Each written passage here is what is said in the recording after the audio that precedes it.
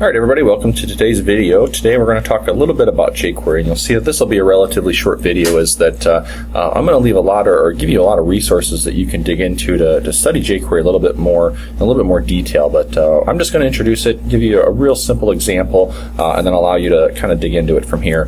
I do something also a little bit different in that we're not going to have any sort of a slide decks or PowerPoints or anything to go through. I am going to use this website here, and you've probably noticed that I've used it either in the past or for some of our readings. And what I want to do is, I guess, force just a little bit more your ability to dig into the resources available on w3schools.com and use it as that resource to learn and study the code a little bit. In a way, this is like almost like our primary text, except that it's just web-based. And what I like about that is that right now it's free. It's been free for a very long time. It's always going to be up to date, which is another very important thing. It's available, on the internet. It's going to be up to date because it's a well-maintained, very popular site.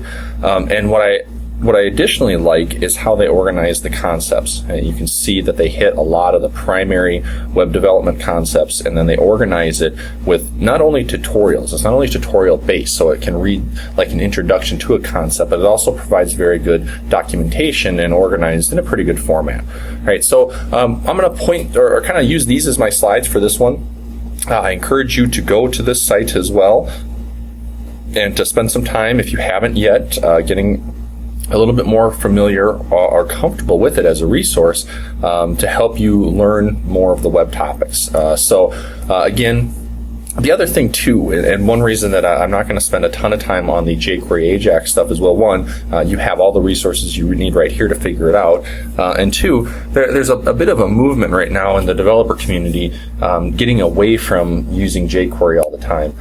It wasn't that long ago that it was just kind of the de facto thing you did. You set up a site, you included jQuery, and you wrote all of your JavaScript using jQuery. And developers are really starting to get away from that. The support with JavaScript in the browsers has gotten really well. JavaScript itself has gotten more robust. And so with that, we can do a lot more writing JavaScript, just native JavaScript. We don't need the additional library and all the stuff that comes with that, the additional file download and the additional time to parse that jQuery file.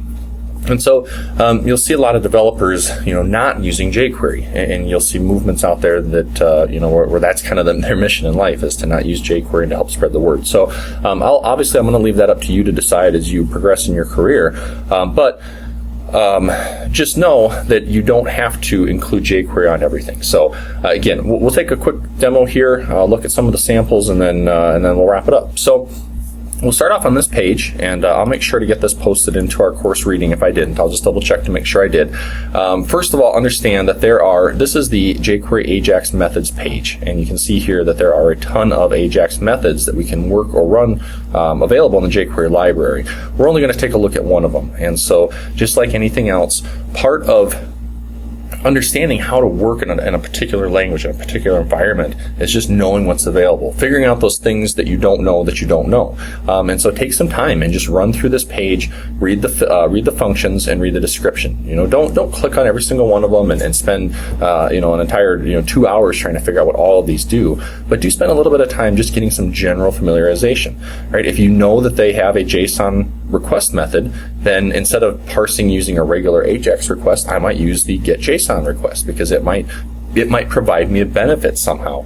And the same with the rest of these. So just helping to build some familiarization so that later down the road, when you're doing a specific task, parsing XML, parsing JSON, doing something, you're aware that there might be a method available there to help you. We're going to focus on the get. Right, because that's what we did with the Ajax request from the last example. If we go to that page, then just like most formats on this site, or content or topics on this site, it starts off with an example. It talks about definition and usage. It goes into further example cases. It talks about the syntax. So this is like our API documentation. What are the URLs, what are the arguments, and what values can we put for there? What's required and what's optional? And then that's usually it. And so we can see that with this particular method, what we want to focus on is right here. All right, what this code is doing is we talked about jQuery. jQuery is our selector, and we can type values in there that are just like our CSS selectors. So in this case, what this jQuery is doing is selecting a button. This is the action. And so we select this button, and then we define the action to be whenever the button is clicked, it runs this function right here. All right, so inside of this function then, we have our Ajax request using jQuery. So we have $.get, and then you'll see that it's very similar to what we did in the past in that previous lecture. What is the page? What is our callback function? We have data, and we have the status. Right? So it simplifies it much greater because there's just a lot less that we have to do. There's a lot less that we have to write here because the jQuery library does it all kind of behind the scenes for us. So let's see. I uploaded 2 files to our class folder, and again, I moved those onto my virtual machine here. Those files are called Ajax jQuery.html, and I also included an Ajax jQuery.txt, but you can use either text file that we worked with, either this one, the new one, or the previous one from the last lecture, so ajax.txt or ajax-jQuery.txt. I put those both into our script folder, and the code then, if you take a look at that, you'll see that it's very similar. The only thing I really did was change how I made that Ajax request, and then of course to include the jQuery library. So other than that, I have a button. I define the onClick attribute directly on this button. So you can see right here, onClick equals Ajax request get, and there's that function that I've defined. Keep in mind, if we want to work with jQuery, if you want to work with jQuery, you need to include the jQuery library. And so here is an example of including that in a script tag by defining the source attribute to a place where that jQuery library can be found. In this case, I'm using the CDN, a content delivery network provided by Google. All right. You need to include this anywhere, anytime you want to use jQuery, and you have to have this included before you try to execute any jQuery, otherwise it won't work.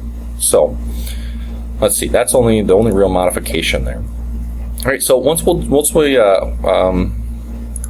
get this set up, then what I'll do is we'll go ahead, we'll click the button, we'll call this function Ajax request, and this will then make an Ajax jQuery request to get ajax.txt from the browser or from the server. The callback will be this function, and we'll have data and status. And so we'll be able to look at the response, not only the response content, but also the status using those values that are provided in that callback. And then from here, I'm just going to do 2 things. I'm going to log those to the status just so we can see them. I'm going to log those to the console just so we can see those. And then we'll update the element on the page using jQuery. All right, so let's go ahead and just see what that looks like, and then we'll come back and we'll talk just a little bit more about how I updated the page.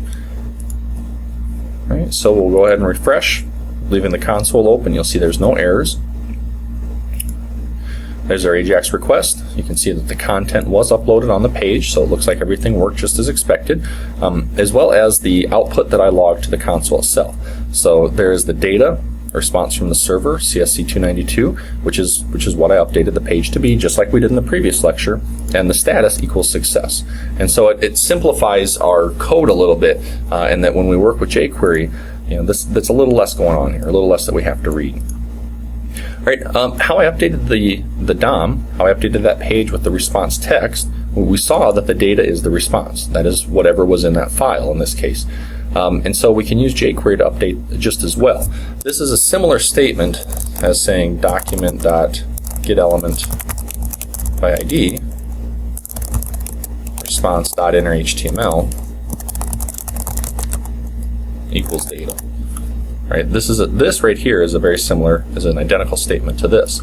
But since we did this, since everything I was doing here was with jQuery, I tend to stick with jQuery then for the rest of my JavaScript that I'm writing. So, here's our selector. It has to be a valid CSS selector, and so we have to put the hashtag in front of that because that's how with CSS we select an element based off of ID. This defines that this indicates that this value here we should look at. jQuery should look at the ID attribute of an element. Okay. From there, the action, we have text. Text is the inner HTML, and there's our data. Right. So these 2 statements are equivalent then, and that both of them would update the inner HTML property of the inner HTML property of an element with an ID attribute value of response. And so if I make that modification to it, go back here and refresh this page, and click. Oh, that didn't work. So I must have a typo in here. course, not a typo, but if I don't uncomment that function, it's not going to work. So we'll try that again. And there we go. See, it's an equivalent response. Okay, so as I mentioned, that's just one of several methods. If you go back through here, you can see there's ability to get scripts, JSON, an Ajax request, there's a load request, there's a post request, right? So there's a lot of different things. At the same time that you're trying to digest this type of information and what's available, don't get overloaded either. There's just no way as a developer you're going to be able to memorize every single thing that you need to know in order to work. What I recommend is just to get that general understanding, to just generally know these things are available. And then when you're not sure, you're starting to work on a website or a web page, and you want to do something Ajax, you're just not quite sure the best method to do, go to a resource like this, look at the jQuery section, the jQuery Ajax section, and then read through some of these things. And something might jump out at you, and you might say, hey, this is exactly, this Ajax post method is exactly what I need. So I'm going to read into that. I'm going to look at the examples, and then I'm going to try to incorporate that into the website or the application that I'm building. All right. So again, why I really wanted to kind of get away from the slides today and use this specifically so that you can come back at any point in time down the road and start to leverage this as a resource for you.